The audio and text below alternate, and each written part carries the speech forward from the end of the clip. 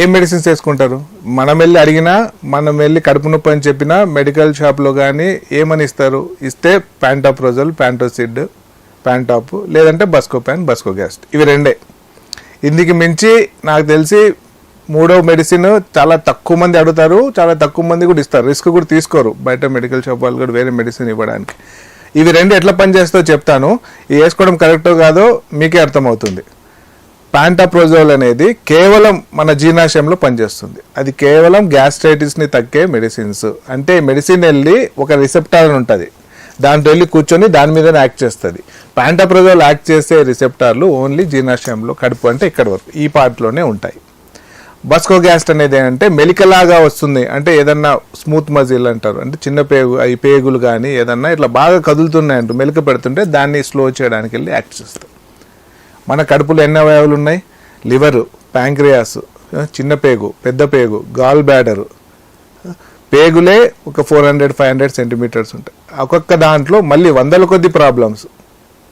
ఒక్కొక్క ఆర్గాన్ని పట్టుకుంటే కూడా ఒక 15-20 డిసీజులు, కామన్గా వచ్చే డిసీజులు చెప్పొచ్చు.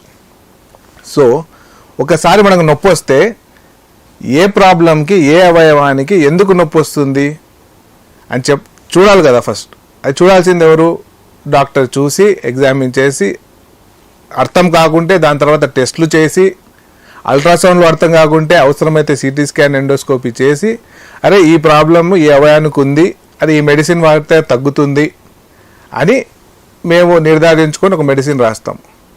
అలా కాకుండా కడుపులో నొప్పి అంటే ఇదంతా కడుపే జనాలకి, ఏ అవయానికి వచ్చినా కూడా దానికి కడుపులో నొప్పి ఒకటే. దానికి ఒకటే మంది ఏంటి? ప్యాంటాప్రోజోల్, బస్కోగ్యాస్ట్. సో పనిచేస్తాయా? ఎలా పనిచేస్తాయి? ఛాన్సే లేదు.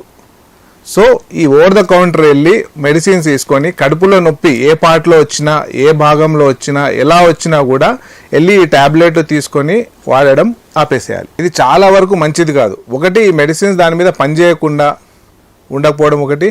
రెండోది, ఉన్న ప్రాబ్లము పెరిగిపోతుంది, అంటే డిలే చేస్తారు. మనం డాక్టర్ దగ్గరికి వెళ్ళే వరకు డిలే అయిపోతుంది. సో స్టార్టింగ్లో ఉన్న ప్రాబ్లమ్ని ట్రీట్ చేయడము ఈజీ. ప్రాబ్లం పెద్దగా అయిపోయిన తర్వాత ట్రీట్ చేయడం పేషెంట్కైనా కష్టము, డాక్టర్కైనా కష్టము. సో ఈ రెండు నష్టాలు ఉంటాయి కాబట్టి ఇలా వెళ్ళి మెడిసిన్స్ తీసుకోవడం సరికాదు.